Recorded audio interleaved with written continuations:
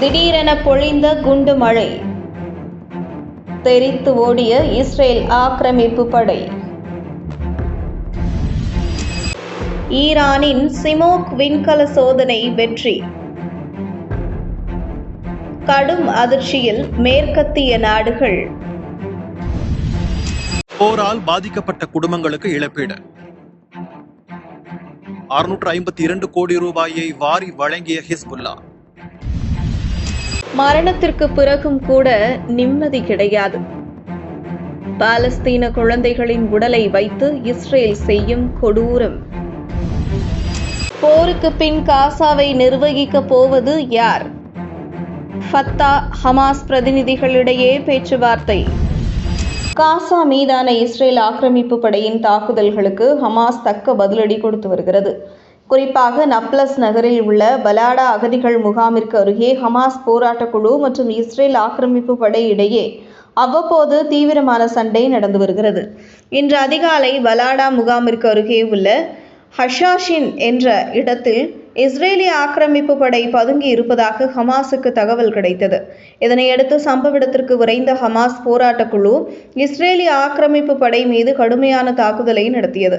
இஸ்ரேலிய ஆக்கிரமிப்பு படை மீது ஆலங்கட்டி மழை போல தோட்டாக்கள் மற்றும் வெடிகுண்டுகளை பொழிந்ததாக ஹமாஸ் தெரிவித்துள்ளது. வெடிகுண்டுகளின் சரமாரி தாக்குதலால் இஸ்ரேல் வாகனங்கள் கடுமையான சேதங்கள் ஏற்பட்டதோடு ஆக்கிரமிப்பு படை வீரர்களும் அந்த இடத்தை விட்டு பின்வாங்கியதாக தெரிகிறது. மேலும் கல்கியா நகரில் தனது கட்டுப்பாட்டில் உள்ள டெய்ர் அல் குசூன், மேற்கு கரையில் பெய்ட் லாமிற்கு தெற்கே உள்ள அல் காதர் ஆகிய நகரங்களிலும் இஸ்ரேலிய ஆக்கிரமிப்பு படை திடீர் தேடுதல் வேட்டையில் இறங்கியுள்ளது.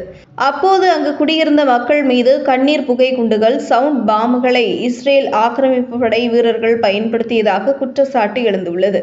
ஹமாஸை பயங்கரவாத அமைப்பாக சித்தரித்துள்ள இஸ்ரேல் அவர்களை அழிக்கதாக கூறி அப்பாவி பாலஸ்தீன மக்கள் மீது இதுபோன்ற மனித உரிமை மீறல்களில் தொடர்ந்து ஈடுபட்டு வருவது குறிப்பிடத்தக்கது. ஈரான் சிமோர்க் என்ற ராக்கெட் வாயிலாக விண்கலங்களை விண்ணில் ஏவி வெற்றிகரமாக சோதனை செய்துள்ளது. ஈரானின் இந்த வெற்றி மேற்கத்திய நாடுகளை கலக்கமடைய செய்துள்ளது. ஈரான் அணு ஆயுத பரவல் தடுப்பு ஒப்பந்தத்தில் இருந்து விலகியது. இது தன்னிச்சையாக பல ஏவுகணைகளை தயாரித்து வருகிறது. தொலைத்தொடர்பு சேவை மற்றும் ஆராய்ச்சிகளுக்காக இந்த விண்கலங்கள் அனுப்பப்பட்டதாக ஈரான் கூறினாலும் அணு ஆயுத ஏவுகணைகள் தயாரிப்பதற்கான தொழில்நுட்பத்திற்கு இந்த ராக்கெட் தொழில்நுட்பம் உதவும் என உலக நாடுகள் குற்றம் சாட்டியுள்ளன. குறிப்பாக ஈரான் கண்டம் விட்டு கண்டம் பாயக்கூடிய சக்தி வாய்ந்த ஏவுகணையை தயாரிக்கக்கூடும் என்றும் அதற்கு விண்ணில் செலுத்தப்பட்டுள்ள விண்கல தொழில்நுட்பம் உதவக்கூடும் என்றும் மேற்கத்திய நாடுகள் அச்சமடைந்துள்ளன. காசா பகுதியில் ஹமாஸ் மீது இஸ்ரேலின் தொடர்ச்சியான போர் மற்றும் லெபனானில் அமைதியற்ற போர் நிறுத்தம் காரணமாக மத்திய கிழக்கில் பதட்டங்கள் அதிகரித்த நிலையில் ஈரானின் இந்த வெற்றி அமெரிக்கா மற்றும் இஸ்ரேலின் தூக்கத்தை கெடுத்துள்ளது. லெபனானில் கடந்த மாத இறுதியில் போர் நிறுத்தம் அறிவிக்கப்பட்ட நிலையில் தற்போது துப்பாக்கிகளுக்கு ஓய்வு கொடுத்துவிட்டு போரால் பாதிக்கப்பட்ட பகுதிகளை சீரமைப்பதில் ஹிஸ்புல்லா கவனம் செலுத்தி வருகிறது. லெபனானில் கிட்டத்தட்ட 1,00,000 வீடுகள் பகுதியளவு அல்லது முழுமையாக சேதமடைந்துள்ளன. இதற்கான இழப்பீடு மதிப்பு $3.2 பில்லியன் இருக்கும் என்று உலக வங்கி கூறுகிறது.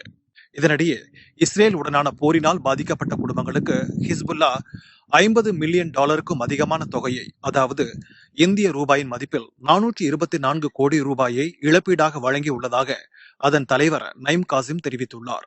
போரினால் முழுமையாக வீடுகளை இழந்தவர்களுக்கு $8,000 பெய்ரூட் அல்லது புறநகர் பகுதிகளில் வசிப்பவர்களுக்கு 1 வருட வாடகையை செலுத்த $6,000 வழங்கப்பட்டுள்ளது. அதேபோல் தலைநகருக்கு வெளியே வசிப்பவர்களுக்கு அவர்கள் வீடு திரும்பும் வரை ஆகும் செலவினங்களுக்காக $4,000 வழங்கப்பட்டுள்ளது.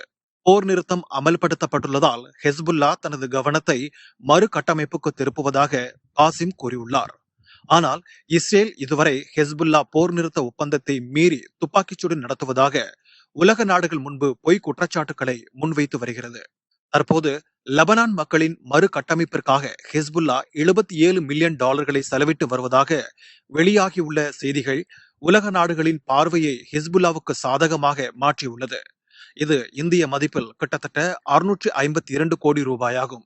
ஒருபுறம் லெபனானுடன் போர் நிறுத்தம் செய்துவிட்டு மறுபுறம் காசாவுடன் இஸ்ரேல் போரை தொடர்ந்து வருவதால் அந்நாட்டின் கட்டமைப்பு 60% மேல் சேதமடைந்துள்ளது. வீடுகளை இழந்தும் ஆக்கிரமிப்புகளுக்கு குடியமர்த்தப்படும் இஸ்ரேல் மக்கள் அந்நாட்டு அரசால் அலைகழிக்கப்பட்டு வருகின்றனர். வேலையில்லா திண்டாட்டம், விலையேற்றம், பொருளாதார வீழ்ச்சி ஆகியவையும் இஸ்ரேல் மக்களை கடுமையாக பாதித்து வருகிறது.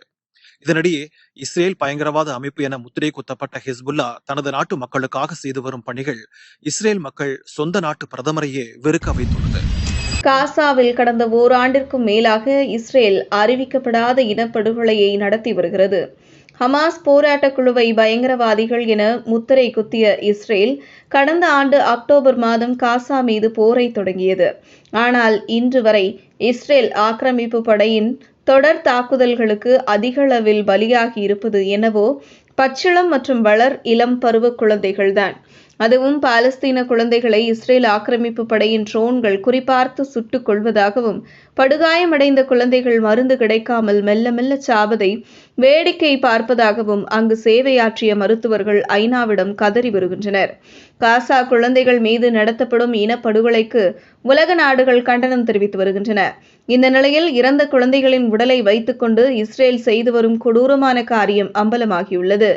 கடந்த செவ்வாய்க்கிழமை ஆக்கிரமிக்கப்பட்ட கிழக்கு ஜெருசலேமில் உள்ள ஓமர் ஹுசாம் யாக்கூப் ஷூஹைசி என்ற 15 வயது சிறுவன் சுட்டுக் கொல்லப்பட்டான்.